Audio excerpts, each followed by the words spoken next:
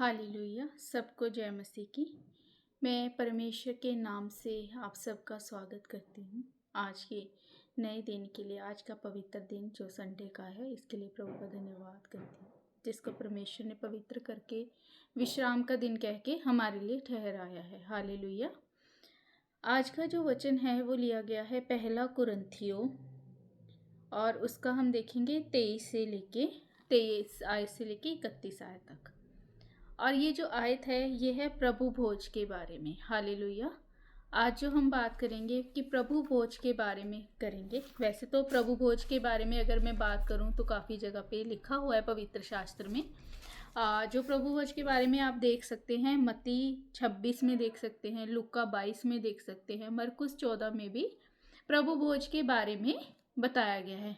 पर यहाँ पे जो कि पौलुस जो कि है, यहाँ पे सारी बातों का क्या है, एक सारांश है जो पौलुस बता रहे हैं प्रभु भोज के बारे में है। और यहाँ पे कुछ एक बातें जो प्रभु यीशु मसीह ने स्वयं जो कही है उसके बारे में भी हम आज बात करेंगे। हालेलुया। सबसे पहले हमें जानने की ज़रूरत है कि प्रभु भोज है क्या। प्रभु भोज कोई भी आहार नहीं है, ऐसी कोई आम आहार नहीं है जिसे हम खा लेते हैं, या कोई खाना नहीं है हालेलुया कि जिसे हम ले लेते हैं। प्रभु भोज क्या है, जैसे कि प्रभु भोज के बारे में हमें बताया गया है। प्रभु यीशु मसीह ने फसह के अंतिम दिन अपने चेलों के साथ इसे लिया था। हालेलुया। इसमें लिखा प्रभु यीशु मसीह स्वयं कह रहे हैं, यह मेरी देह है जो तुम्हारे लिए है, मेरे स्मरण के लिए यही क्या करो। हालेलुया। यहाँ पे जो परमेश्वर है हमें एक गाइडेंस दे रहे हैं, एक चीज़ फॉलो करने के लिए बोल रहे हैं। हालेलुया। गाइडेंस से भी ज़्यादा मैं बोलूँगी कि हमें फॉलो करने के लिए बोल रहे हैं इस चीज़ को, कि आप जो कि है हम लोगों को, कि मेरे स्मरण के लिए क्या है, तुम्हें ये चीज़ करना है। क्या चीज़ करना है हमें, इसके बारे में ऐसे लिखा है कि ये कटोरा मेरे लहू में नई वाचा है, जब कभी पियो तो मेरे स्मरण के लिए यही किया करो। प्रभु भोज जो है पवित्र मेज पे रखा हुआ वो भोज है जो हमें प्रभु यीशु मसीह की जो कुर्बानी है, जो लहू उन्होंने हमारे लिए बहाया है, हालेलुया, उसके बारे में जो कि है हमें याद दिलाता है। प्रभु यीशु मसीह का वो लहू, यह एक जरिया है, प्रभु भोज एक जरिया है जिससे हम याद रखें कि कैसे प्रभु यीशु मसीह ने हमारे पापों के लिए जो कि है लहू को बहाया, और उस कुर्बानी को हम अपने दिलों में याद रखें और एक ग्रैटिट्यूड के साथ जो कि है प्रभु भोज को हम लें, कि परमेश्वर ने देखे कैसे हमें हमारे पापों से बचाने के लिए अपने लहू को दे दिया। हालेलुया। अब हमने इसमें एक वचन को देखा है कि यह क्या है, मेरे लहू में एक नई वाचा है। इस बात को समझना भी बहुत ज़रूरी है। हालेलुया। कि ये नई वाचा क्या है। देखिए, पुरानी अगर मैं बात करूँ, पुराने नियम के हिसाब से अगर मैं बात करूँ, ये जो बात लिखी है नए नियम में लिखी हुई है। हालेलुया। पुराने नियम में क्या होता कि जब कोई भी पाप होता था, उस पाप को क्षमा पाने के लिए क्या है, मेमने की बलि को चढ़ाया जाता था, ताकि हमारे जो पाप है वो क्षमा हो जाएं, और उस मेमने की बलि दी जाती थी। पर नई वाचा में क्या हुआ कि नई वाचा में प्रभु यीशु मसीह ने क्या किया, हमारे लिए क्रूसीफाई होके हमारे जो पाप है वो साफ हो गए। एक मेमने के रूप में क्या है, वो हमारे लिए कुर्बान हो गए। हालेलुया। और हमारे जो है सारे पाप धुल गए।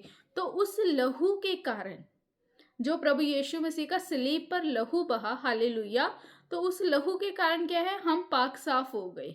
और जो कि है ये क्या है, उनके लहू की नई वाचा है। हालेलुया। पुरानी वाचा जो मैंने अभी बताया, और ये क्या है, नई वाचा है। हालेलुया। इसीलिए प्रभु यीशु मसीह बोल रहे हैं कि ये कटोरा मेरे लहू में नई वाचा है, जब कभी पियो तो मेरे स्मरण के लिए यही किया करो। हालेलुया।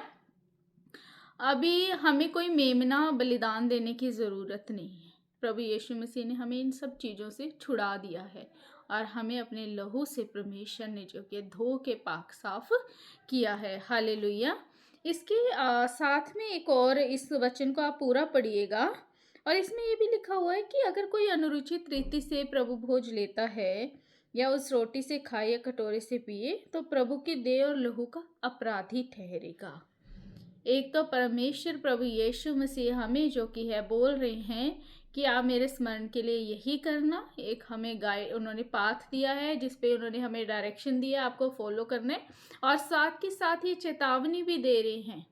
और जैसे हम कोई चीज़ें देखते हैं कि हाँ जी आपको ये खरीदना है तो इसके साथ ये टीएनसी है, टर्म्स एंड कंडीशन। तो आपने प्रभु भोज लेना है, हमने प्रभु भोज लेना है, हालेलुया। बट जो कि है अनुचित रीति से नहीं लेना है, हालेलुया।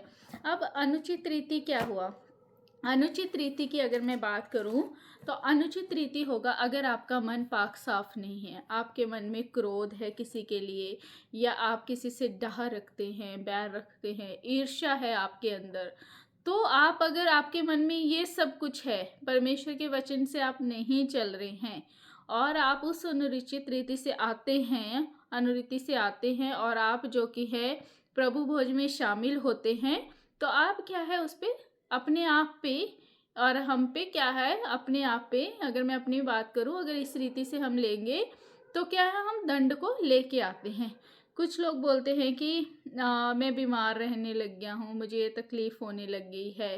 तो अपने जीवन को हमें जांचना है, क्या हम वचन के अनुसार कर रहे हैं, क्या हम कोई ऐसी चीज़ तो नहीं कर रहे हैं कि जो कि है वचन के अनुसार नहीं है।